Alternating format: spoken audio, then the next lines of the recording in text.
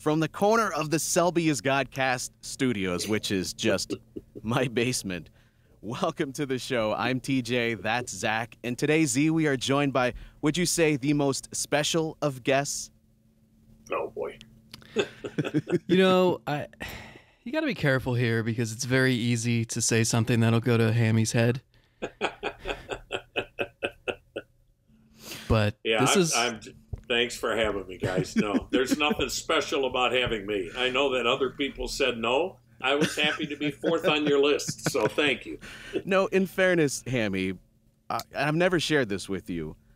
Growing up like many people in the Cleveland area and even beyond, listening to you on the radio, I do this and I got into radio largely because of you, because I looked up to you. And, oh, wow. Thank you. And it was such a pleasure listening to you, and I had dreams someday of becoming the Cleveland play-by-play announcer just like you were. So I invited you on the show because I needed to ask you, isn't it time you hung it up and made my dreams come true, stepped out of the way for me to finally live my dream?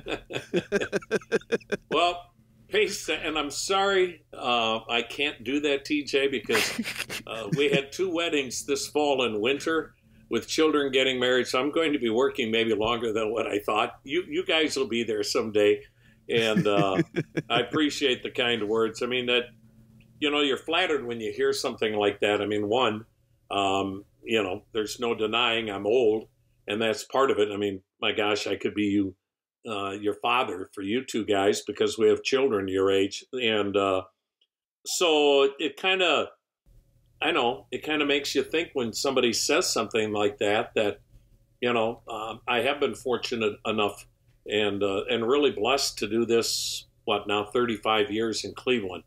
And I know how hard these jobs are to get. I know how hard they are to keep.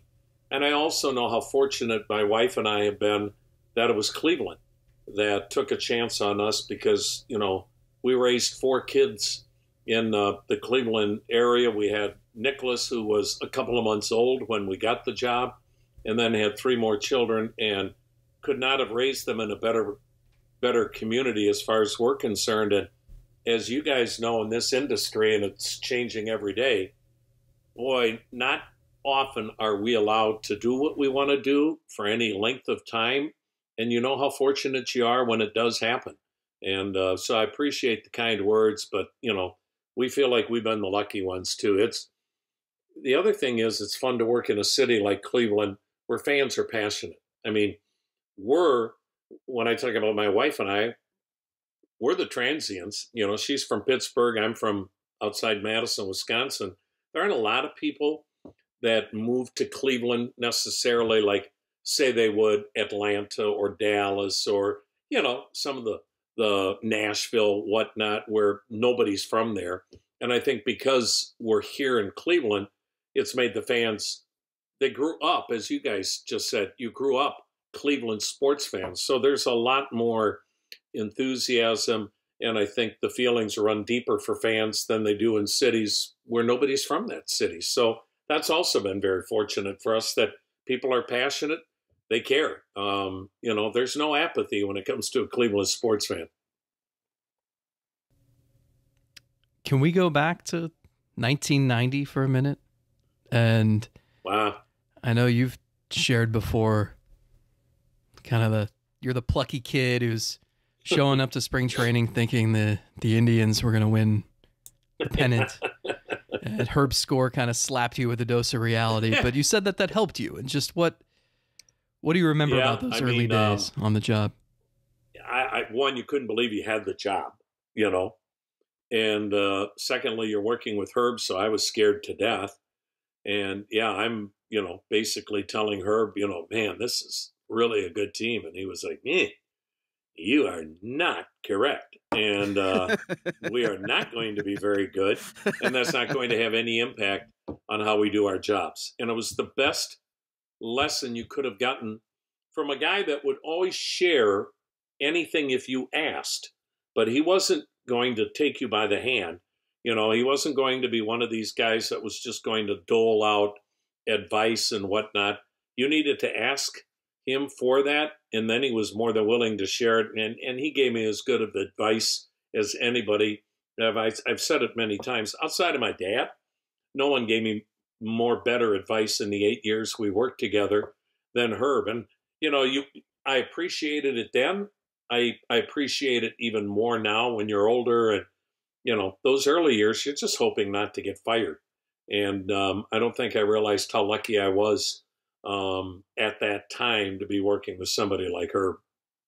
Hammy, I had read a story that I didn't know, that you didn't apply originally for the No. job. Why didn't you apply when they had the opening? Well, we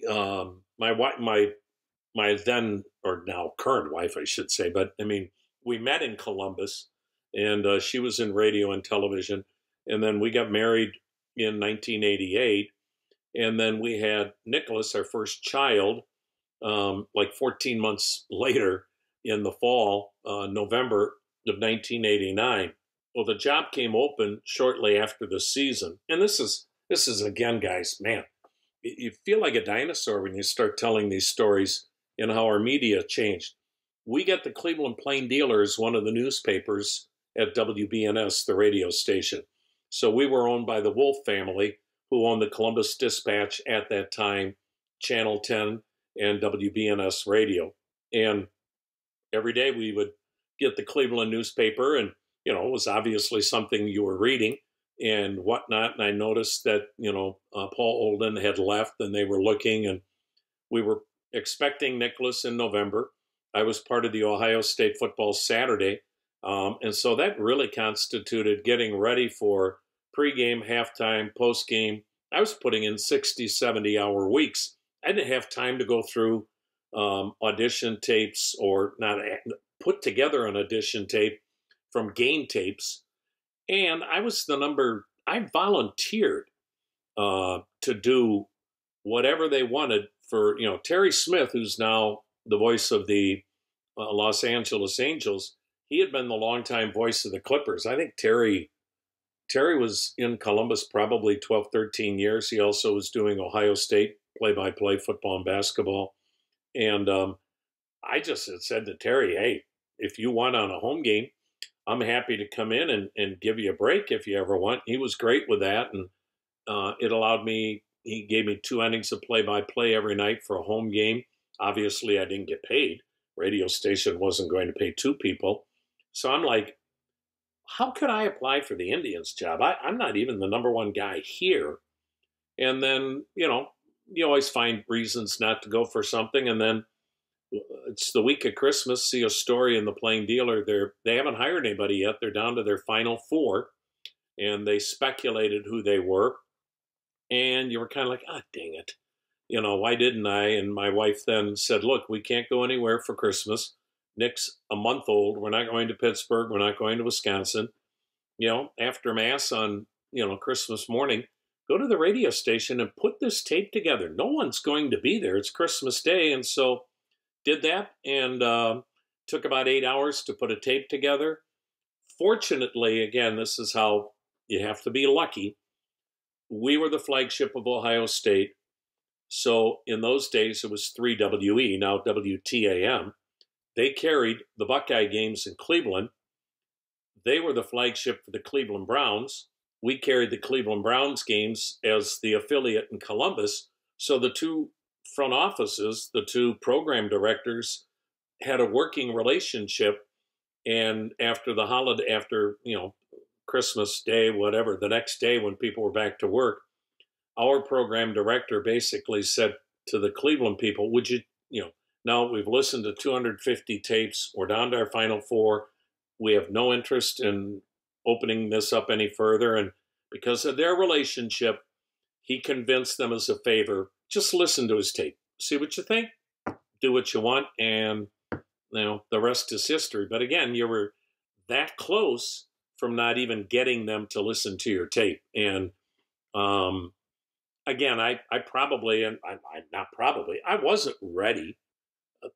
Probably the way I should have been had I been doing more play-by-play of AAA baseball. But, Michael Brantley used to say it best, got to fake it until you make it.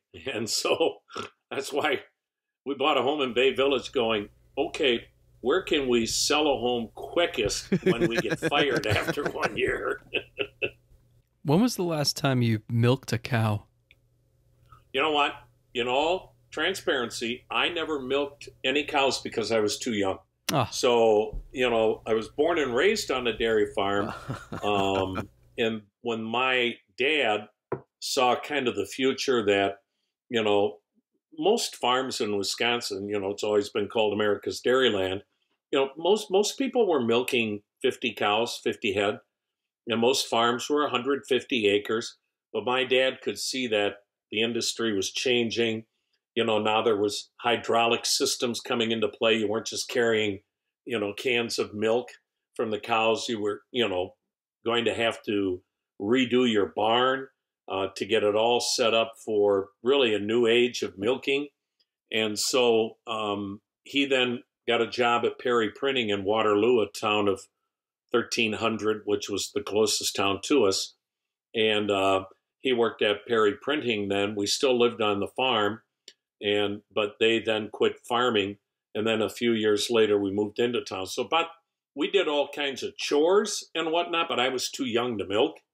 And I also thought my dad was like, you know what? I'm not having this idiot touch our cows because, this truly, this is how we make our money, and he'll mess it up. But I did all the things like baling hay and, like I say, all kinds of farm chores, but never milked because I just wasn't old enough by the time they sold off the cattle. Did you ever think that was going to be your life? No. Okay. No, I knew I was getting off that farm. I think that's why Dad also was like, none of these kids are going to follow in my footsteps. And, they wanted a better life for us. That's a great life. Don't get me wrong. I really feel like it taught you a work ethic. It taught you to be creative because you didn't have any friends that were close by. If you were going to get together with friends, your mom and dad had to put you in a car and take you somewhere. There wasn't anybody right next door that you could play with. So you obviously played with your siblings, but I think it also forced you to kind of make up games and whatnot. And again, at the time, you probably don't appreciate it and look at it the way you do now. But it also is what, for me, started the dream. I knew I was never going to be good enough to be a pro athlete.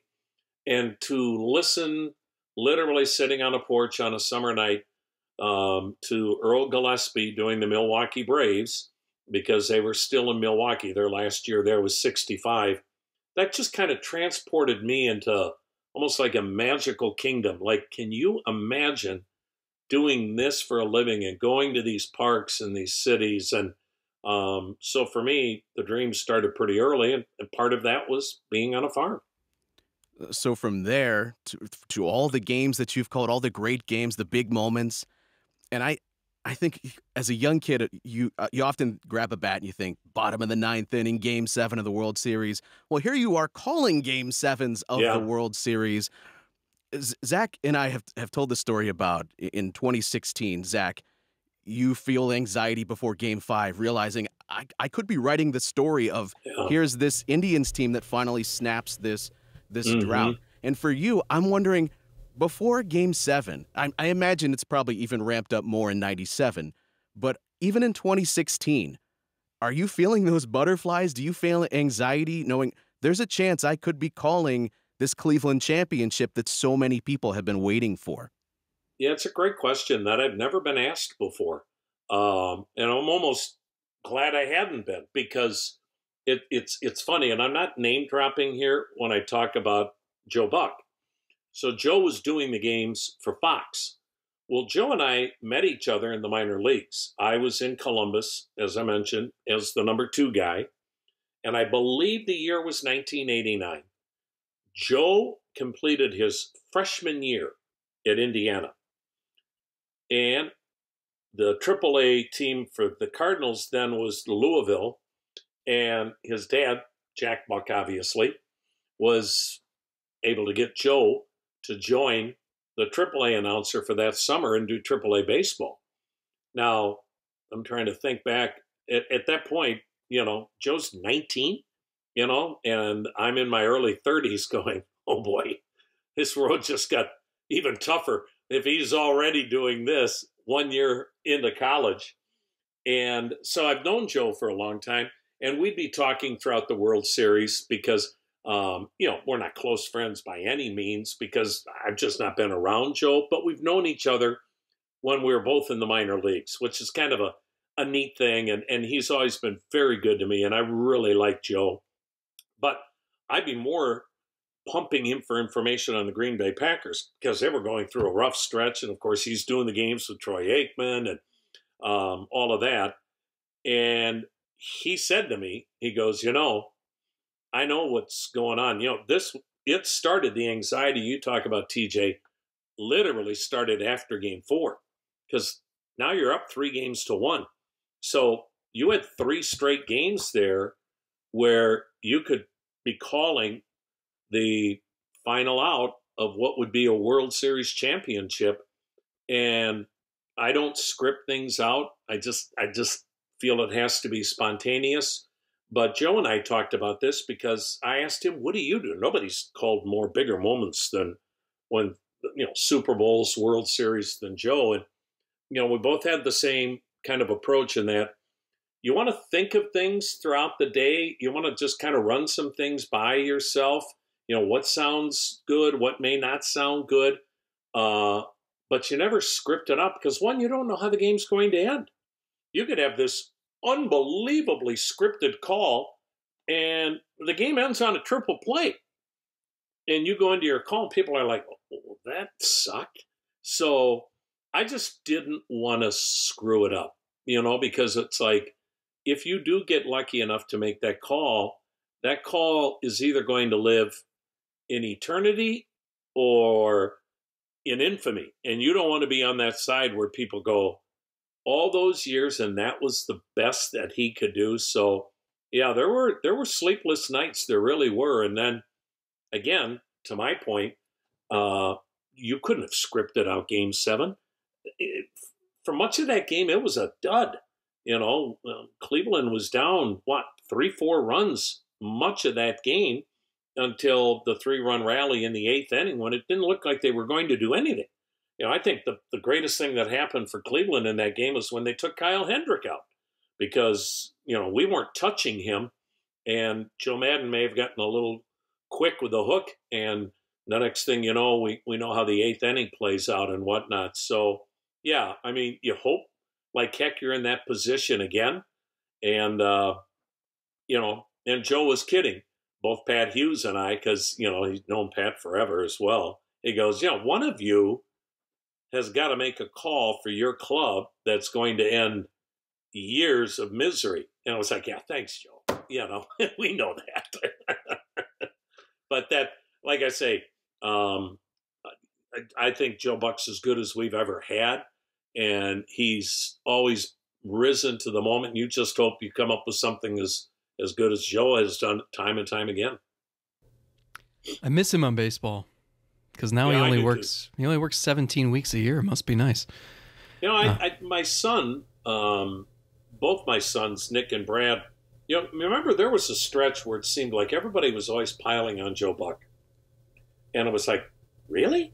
If people know how good he is? And they both commented they felt the opinions of Joe changed when he got very active in podcasts like your own and being out there with the social media so that people got to see a side of Joe maybe they didn't realize. And I'm grateful that people now look at him, just what you said, Zach. He's, as great as his dad was, Joe has surpassed his dad, and that's incredible. He's got like that dry sense of humor, right? Yes, self-deprecating, and yes, he does. Yeah. Hammy, do you like hearing your own calls? Like if you're walking down the street and a bar is playing on the radio and it's... No. Because every time you hear them, you're like, oh, I could have done that better. I think you always look at what you didn't do instead of what you did do. And that was one of the hardest parts, especially early in my career. You needed to listen to yourself every day because you wanted to make sure you weren't falling into bad habits. And I probably should do it now, truthfully. because you do fall into habits and now I'm just old and lazy. So if they fire us, we know we can sell the house. So we're good there. But no, I just, I don't know, and I'm not trying to sound, oh my gosh, she's so modest. I don't mean it that way, but I know I just, maybe if I had a voice like some of these guys, there are some of these guys with the voice of God where you're like, oh yeah, if I could sound like that, maybe I'd like listening to myself. But again, it's flattering, but boy, if you start getting caught up in that, you'll find out how quickly, you're 5 steps away from somebody going, oh my God, I hate that guy. And he doesn't realize you're that guy, so. You've always been like that. And I remember last summer when the Jose Ramirez, Tim Anderson thing happened, and it happened in the middle of a kind of a miserable year and a miserable stretch too. And I remember thinking, like, this is what the Herb Score advice you gave earlier was all about how, it could be anything can happen, whether it's the best season of your life or it's a terrible season. And you just have to be at the ready. And the thing I was grappling with was, it's a very obvious angle for an article. And I know in talking to Hammy, he is not going to want to embellish his great call. So I was like, the way to do it is let's frame it around Herb Score's advice because it fits perfectly with that. Thank you. But I knew, you've never wanted to indulge in that. Like, we could have introduced you as, a Ford Frick finalist the last 3 years, and you probably would have hung up. Well, you can also introduce me as Susan Lucci, keep losing, so, but, again, I know how fortunate we've been to have this job. And Sandy Alomar said it early in his time with us about, and I've never forgotten, baseball is a game for those that have been humbled and are about to be humbled. And that goes for a broadcaster because I had no idea, and I appreciated the kind words that you had said and wrote and others. But like, I'm driving home that night, I don't remember what I said. It was so bang, bang. You don't go to a game expecting that. We've called many bench clearing brawls, and it looks like a bunch of old people dancing. Nobody wants to throw a punch or anything else. That thing escalated. And Bradley is like, of course, when you're in your 20s, they're much more socially active. And he's like, oh my God, he calls me, you're blowing up. And I'm like, well, that can't be good, And so I hadn't realized even what I said. But again, you just hope truly the good Lord gives you the right words to say at the right time. Because again, you're that close. And I've said plenty of things that I've wished I hadn't said, or you leave the booth and go, oh my gosh, why did I go there? I went too far, and you're that, and you could have said the wrong thing there. And I was fortunate enough that I didn't. How great a call it was, I don't look at it that way. I know, though, again, how lucky I was that it was a bang-bang play. And normally in a play like that, you look down to write it into your score sheet, but it was such a bang-bang play, you couldn't afford to look down because you didn't know what the call was, whether he was safe or out. And if it's a stand-up double, I'm looking down, I may not even see what had happened because the punch happened so quickly, and I fortunately had a good view of it.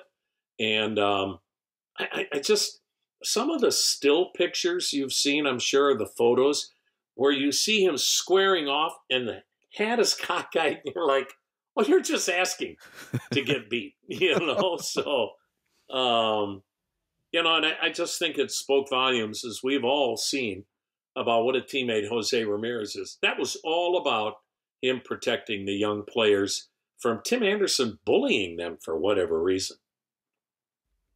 Well, something like that, or I'm thinking of the Naquin walk-off inside the park. You're right. You could never be ready for a moment like that. And no. And I'm always marveling how, because a play like that is unfolding and you see it, you're talking about someone blowing up. You will see somebody blow up because their voice starts reaching an octave they can't hit because they weren't anticipating that it was going to go this wild. And so I always marvel at when you can keep it together when something unforeseen is happening like that, and still maintain some sense of being able to understand what you're saying, even though you're watching it just like us. You don't know exactly what's happening, but we're relying on you to be our eyes and ears in this moment. And so it's truly spectacular. So props to you for being able to handle a moment like that, because I'm not sure I definitely couldn't. So again, that's proof that why I shouldn't go live my dream. There have been times, and I think back, thanks, TJ, that, you did get out of control. You were too excited. And you hopefully, as you get older, maybe that's something you get better at. But then again, it's kind of like, I think you have to be who you are. And if your personality is that, some guys' personality is much more laid back, and that works too. How it works or doesn't work in Cleveland may not work in another city. And same thing with, I look at somebody like John Sterling and Susan Waldman, and I love those two. Could that work in another city? They are personified Broadway broadcasters, aren't they? I mean, and, Susan was a Broadway actress, and, and John's just so creative. So again, you got to make sure you find, if you're lucky enough, a major league job, but you're in a market that works for you and your personality, because that's not always the case. You did make a mistake once. Oh, I've made them nightly. Maybe not so much a mistake, but I'm only bringing this up because you once brought it to my attention. But this podcast is named after one moment in time that we kind of cherish, because it's David versus Goliath. We love random players from the past, and also it fits with the pun, I guess. Godcast podcast. But I'll never forget listening in my driveway, getting home, and Cleveland had come back. They'd cut a 7-0 deficit to 7-6. Bill Selby's at the plate, and he rips one down the line foul. And I think at first you thought it was a walk-off double, right? Yeah, thought it was a fair ball. And the thing that I remember you saying is that someone in that situation, when they come so close to the heroic hit, they strike out. You say, oh, well, that was fun for a split second. Yeah. And so for you to harness that energy and then come back a second later with another great call on a grand slam that's a fun memory. Thank you. And again, it was an example where I got ahead of myself and I assumed that ball was fair. Didn't wait for the umpire to make the call.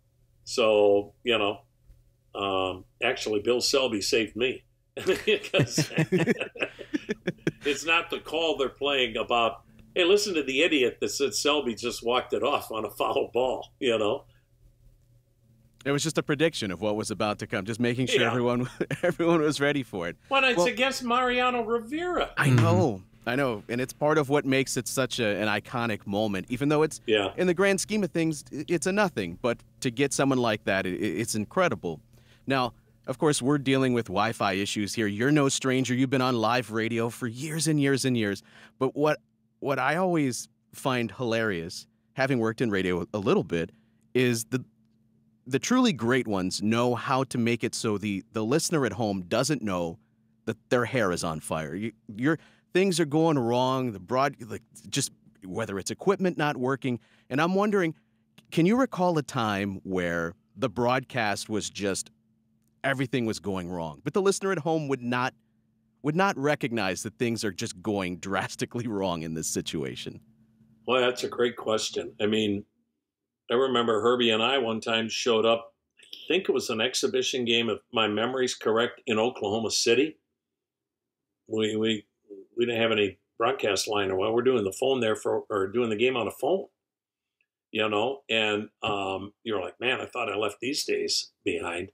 And more of those things happened, TJ, when I was working my way up the ladder, and, I'm doing all these high school football and basketball games, and you got to order the line.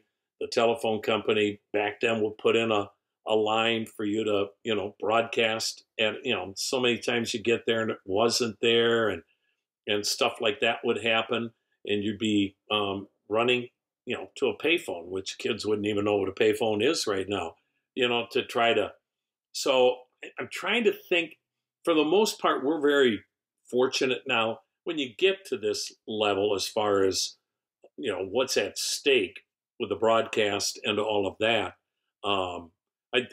Maybe the biggest mess for me, I did television for the Big Ten basketball for 25 years, and I was supposed to do a game at Penn State. And I'm not sure why I wasn't driving, but I was flying and couldn't get there. I got to Pittsburgh, ice storm hit, game got played that night in Penn State, and they found somebody in the school that did it on TV for, I think in those days it was ESPN Regional. One time I was supposed to do a college basketball game. I was doing University of Colorado basketball, and we were playing a game at Kansas State, which is in Manhattan.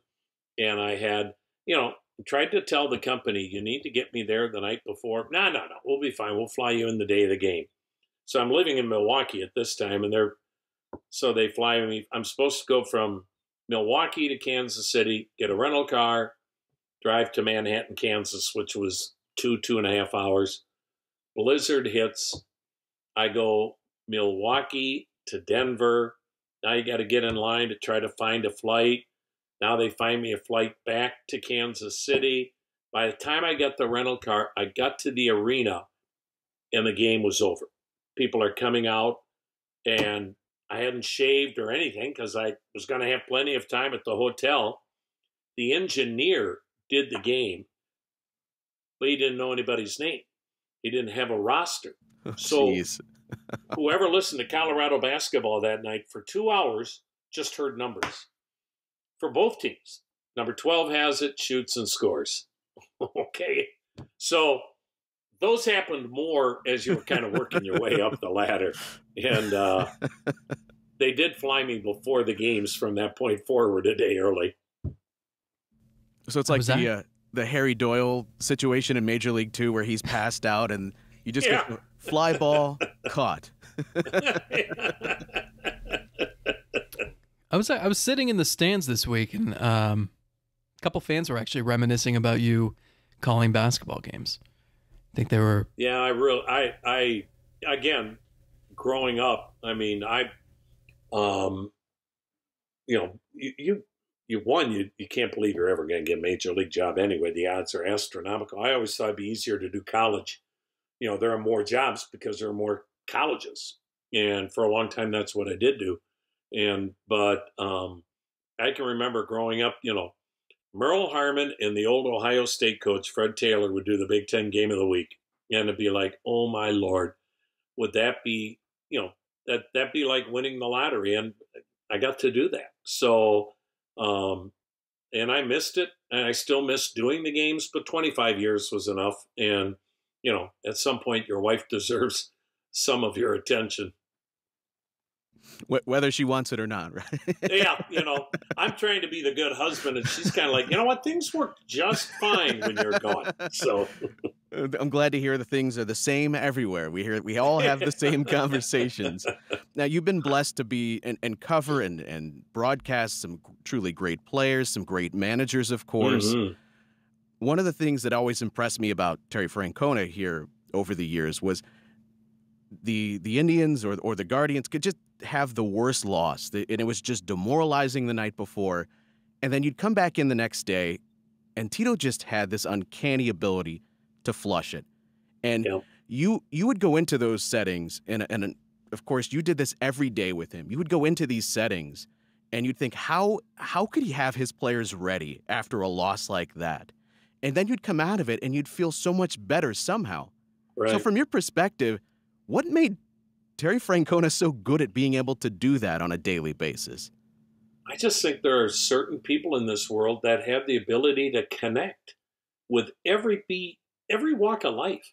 You could have Tito at the White House having dinner with the president, and he wouldn't be awed, or You bring in Tom Hanks like we did, and Tom Hanks is in Tito's, Tito was never, I mean, the great story about Tito and Michael Jordan, the basketball story when, Tito managed him in Birmingham, and then Michael Jordan got brought out to the Arizona Fall League, and Tito was one of the managers, and they started to play pickup basketball. And then word started to get around the valley that Michael Jordan's playing pickup games, and it was kind of like the old days. Winners stayed on the court, and Tito said, we've played like 5 games in a row. He goes, I can hardly move anymore. And Tito was a really good basketball player, and they're down 1 or 2, doesn't matter. And Tito takes the shot, misses. The other guy goes to the court, dunks, game's over. And Tito's like, oh my, thank God. And he goes, I'm just dragging myself off the floor. And Michael Jordan goes, hey, I always take the last shot. This is a pickup game. And he's dead serious. And Tito's like, yeah, whatever. And just keeps walking. And Jordan comes around in front of him and stops him. He goes, I always take the last shot. And Tito's like, I don't really give a damn. And Jordan spins and he's angry and he walks off, and Tito hollers at him, hey, Michael, now you know how I feel watching you swing at a curveball.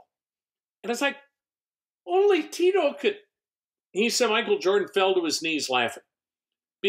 But Tito was like, I'm not going to take this from him. And that's also why Michael Jordan loved Tito. And it's like, so he's never awed by anybody or anything. And yet, like when we did win the pennant in 16, that next year, they were asking all of us, do you want a picture with Tito in the World Series trophy? And Tito said, I will do this for 3 days and for however many hours each day, but everybody in the organization must get the same opportunity, whether they're the maintenance department, whether they're cleanup crews. So he never puts himself above anybody either, no matter what their walk of life is. And so, TJ, to your point, I just think he's just got a unique, you guys probably have friends. Certain people can walk into a room and they're like everybody's best friend in half an hour. And the rest of us are like, God, I wish I was that comfortable with other people. And I think, again, and I think Stephen Vogt's got a chance to be tremendous, but, he's going to have some growing pains too. Tito was at his best when times were at their worst. There was never any panic. No matter what happened, he never panicked. And everyone talks about how they're going to handle bad times. He proved that, there was nobody better. Yeah, I'm not just saying this because Stephen Vogt brought the media donuts the other morning, but he Little did that. Tito in him, isn't there? Yeah, I wanted to get at that a little bit. He has I think the connection part that you mentioned. Yeah. I think he has that, and they're different personalities. You see little hints of like the self-deprecation with Vogt that Tito had, but he's someone who's gonna build relationships. I can see how he impressed Cleveland's brass throughout that interview process. Have you sort of gotten that too? Yeah, I haven't had a lot of one-on-one time with him. I'll luckily be able to do that with the manager's show every day. But yeah, the little bit you're around him, I agree, Zach, that and he and Tito connected, and Tito and I were texting back and forth recently, and Tito just said, I love the guy. So it didn't take long for Stephen Vogt to make an impression on Tito either. And I'm with you. I think, both those guys overcame a lot. Tito was a superstar coming out of college, blew out his knee, and then had a career where he played a long time in the majors, but was never the player everybody thought he would be and would have been had he stayed healthy. And Stephen Vogt shouldn't have, according to people, even made it to the major league. So I think there's a commonality there where they've overcome a lot of obstacles and maybe have done more than people ever envisioned. And so because of that, They don't get too full of themselves, and they also know how the 26th man on the bench feels, which that sometimes is why it's hard for star players to be good players or good managers, or good coaches, I should say, and managers. Obviously, he's got his work cut out for him with such a young team coming up this year. Luckily, he's got a perennial MVP candidate over there at third base to rely on. You talked about how Jose was willing to defend the younger players and has really seemingly grown into that leadership role over the years. You've covered so many and broadcasted so many great games with great Cleveland players.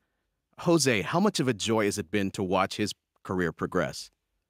Yeah, because I think TJ, when he came up, he was our shortstop there that 1 year opening day, and for 2 months. And when he went back to the minors, he was way below 200. And you looked and said, I'm sure we'll see him again, but he'll be a utility guy, And because you also knew Frankie Lindor was right around the corner. So to see what he's become, and I think the way he plays the game, man, if you don't love that, he's got that little cocky strut. He's a little guy that doesn't think he's a little guy, doesn't play like a little guy. He is. I just, when your best player plays the game harder than anybody else on your team, you've eliminated a lot of problems that a manager is going to have with other players. And so, yeah, TJ, you're right. I can't start listing all the great players because you'll forget them. And I'm really partial to a lot of those guys because you were the same age. We kind of came up together in the 90s, the Charlie Nagy's, the Sandy Alomars, the Baerga, the Vizquel. You can go on, Manny and Jim Thome and all those guys. But Jose Ramirez, he would have started on any of those great teams because he's as good, I think, of a player as we've had when you think of everything that he brings and the way he plays the game. Yeah, you can't get enough of those guys. I wish baseball maybe recognized him more, but that only probably happens if we get back into the World Series, and he has a big October. Speaking of superstars, your partner on the radio booth, I don't know that the public has... I tried to do this, 5 years ago? I sat in the booth with you guys for a game and just observed. Yeah. And I don't know that I could even relay what it's really like. So I don't know. I don't listen to 9 innings every game because I'm there, but do you think, how would you describe your relationship with Rosey? Because it's crazy how long you guys have been together now. Yeah, I mean, we just spent today golfing. That's why I look like a tomato. And, he's as good a person as you're ever going to meet. You guys know that. I mean, talk about humble. He has no ego. He's all about us as a team. It's just, you couldn't ask for a better partner. And gosh, I've seen it in this game where guys hated each other, and it usually ended up in a divorce. I mean, didn't happen that long ago. Look at what happened with the Detroit Tigers TV crew. And, if you don't like who you're working with, and we go out to dinner all the time on the road. We're together with each other more for literally 7 months, if you include spring training, than you are with your own family. Because even when you're at home, you're not having dinner with your family at home because you're at the ballpark. So to be able to go to work every day and love the guy you work with and know what kind of a person he is, and you're never worried about, oh my gosh, can you trust this guy? Is he going to try to get your job? We've seen that in this business too. Look, all of us want to be the number one guy or the lead announcer or whatnot. I mean, that's just human nature. And I never go into that booth going, I wonder if he's going to try to sabotage me or do this or do that. He is a tremendous friend, and he's a great husband. He's a great father, and you can't fake that stuff. So that, again, I've been very fortunate. Be honest, though. How much fun is it to kind of poke the bear, tweak him a Oh little my bit? God. Yeah. And so the other day he had a 60th birthday, and I couldn't go to there was a party at Bart's place, and I had family coming in, so I couldn't go. We were at the airport getting family and whatnot. But wouldn't you know, the next day, Monday, we have a game. We just got laryngitis. So it's perfect. One, you're 60, so obviously you're now falling apart, Rosey. And the laryngitis, in my mind, was because he was pretending to be Patrick Mahomes and Travis Kelce in Vegas. That's why he lost his voice. And so you kid with him on the air, and the great part is he had no answer because he couldn't speak.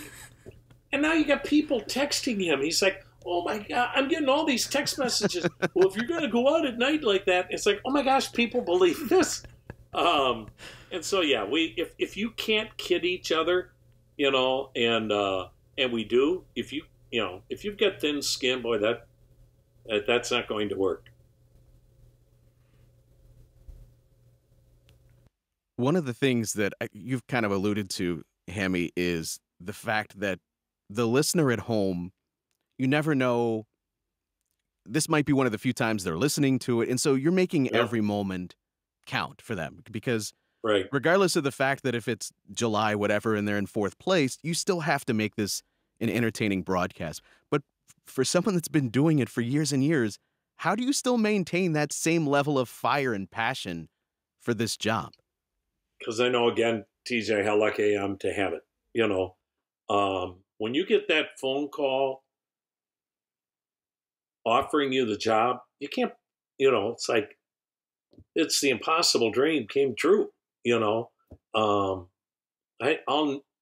never forget that phone call. I take that with me in the booth every night. Yeah, there are times you're tired. So what? My dad was working 12-hour shifts, 1 week days, 1 week nights, when he left the farm and worked at Perry Printing. That's work. How many of us can't wait to go to work when we get up in the morning? How many people dread going to work? They're just counting the days until the weekend. And I haven't had to do that for 35 years now. So if you lose that enthusiasm, then I'll know it's time. Because you're cheating people. You're cheating the ball club that pays you. You're cheating the people that listen to you, and you're cheating yourself. So, if it's not exciting, then, or if I'm not feeling the games are exciting, and guys, look, there are some years that are harder than others. And when you have a good team, the season's simple because the games take care of themselves. The hard seasons are when you're struggling, and to your point, you hope you can make the broadcast entertaining and whatnot. But again, I also think back, Zach touched upon it earlier, what Herb said. For some people, the game that night is the highlight of their day. It's the only thing they have to look forward to. And I once got a letter. I don't know how I lost it because I carried with it for years. Somebody sent me a letter in Braille. And I had never seen true Braille. And about what the games meant. You're like, look at that if you think you're having a bad day. You called basketball. Did you ever call anything random? Yeah, well, I called college football and obviously all kinds of high school. But my first play-by-play gig in Watertown, Wisconsin, they sent me to the Jefferson County Fair. Now, again, you guys aren't farm boys. Oh, goodness. So you'll have no appreciation for a fair. But, I can remember my mom, she grew up on a farm in Mineral Point, Wisconsin, and she was a blue ribbon winner. And I mean, we saw those pictures all the time to the point you were like, Mom, you're standing next to a steer. I'm glad I won the blue ribbon, but that's a big deal for kids because they raise the cattle from when they're a baby, whether it's sheep, pigs, steers, whatever. And they sent me to the Jefferson County Fair. We had to do 3 hours of the live auction. So all these kids from Jefferson County bring in their animals. They are judged. You have blue ribbon winners. And unfortunately for the animal, they're literally next week's special at the local restaurant. Oh my goodness. It's true. And they were like, well, you gotta just describe it. It was guys, every pig, every sheep, every steer looks pretty much the same. And it was like, that was my first gig, and I'm starting to then think, my mom said I should have tried to be an accountant because those jobs were very reliable. And I was like, gosh, she was right. From those days, and by the way, it's not 1990 anymore, but I am curious about the outlook for this current team as you're in spring training. I don't know, Hammy, what do you think of this group? I know it's a young team, so that makes it a little bit difficult to fully grasp, but to know what they're going to be. The one thing I've learned, TJ, if nothing else, 35 years of this, a lot of times I know nothing based on what I see in spring training, where you'll see a club where you think, man, we're really good, and then nothing happens, or vice versa. I didn't see what was going to happen in 22, was it? 22. I'm losing the years here.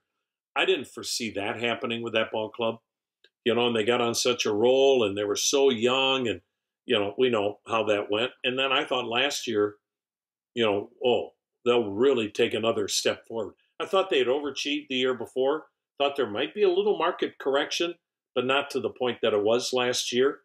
And I think some of that was a byproduct of injuries. As we have seen, guys, we can sit here and predict all we want. But every year that we've had a bad year, it was due to starting pitching being decimated. Last year it was Bieber and McKenzie. Most clubs can't afford to lose. And this club's built on that. If their starting pitching's not healthy, we're in trouble. We're not going to outslug teams. I think right now there's a big red flag with our bullpen. I mean, Trevor Stephan, I don't see any way he's ready for the opener. Anyway. James Karinchak, we keep being told he's, on the road to recovery, but we'll see. You start messing around with shoulders, especially this early in camp, which to me is a big red flag. I hope they're right. But you take Stephan and Karinchak, you've taken two of your top power arms out of the bullpen. And you traded away a power arm in De Los Santos. And so, can McCade Smith, can a Franco Alaman, kids that maybe a lot of Guardians fans haven't heard of, are they going to be ready to step up? Will you make a trade? Look, everybody is looking for pitching this time of the year. So right now it's still too early, I think, TJ, to draw many conclusions because we haven't played even a week's worth of games. And you know how these games are. By the fifth inning, you're like, I don't know who any of these people are. And so you can never draw any conclusions from that.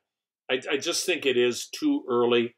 But again, I also think this is a ball club, and I'm not spreading any state secret here. The margin of error is pretty thin, and they can't afford injuries to key guys. That being said, and I know we haven't, seen it for real when the games count, I think Shane Bieber looks great. What I have seen, he looks better than he did a year ago. And Tristan McKenzie says he feels great. You think the other three youngsters are really good. I thought Joey Cantillo the other day was impressive. I think, Zach, you were there for the 2 innings that he pitched. So, they still have some good starting pitching, but, where's that power going to come from? Where's going to be the ability to not have to play a white knuckler every night, which really takes a toll, I think, on a bullpen. And on the broadcasters. Well, hey, and that's really what it's about. We appreciate you doing this. I know you felt obligated because you steal my grapes every morning. You do. TJ, we've really bonded. I think more over the red grapes than the green grapes. But Good. you know good. what's interesting when you He deserves just it. said that now, Zach. He brings a bag of grapes and very kindly shares them with me. 2 years ago with COVID or whatnot, we couldn't have put our hands in the same bag of grapes. See how far we've come. Yeah, we don't even wash them. I mean, it's No. Everything's fine. We're all good again. No, Hammy, Yeah. we really do appreciate it. It means a lot to us that you took Oh the my time, gosh, an guys. hour, Anytime. an hour out of your day to do this. It was a lot of fun, and I enjoyed it too. hopefully you did. And the next time we ask, you don't have to steal Zach's grapes to do it. We can just do it. No, That'd be I've told great. Zach, I haven't seen enough of you, TJ, obviously, but I listen to your guys' podcasts. I enjoy them. And I do. I mean that. And, it's funny, again, how our world has changed where you now look for podcasts, whether you're working out or whether you're in your office working and whatnot. So you guys do a great job. And I was honored to be with you. Anytime, just give me a holler.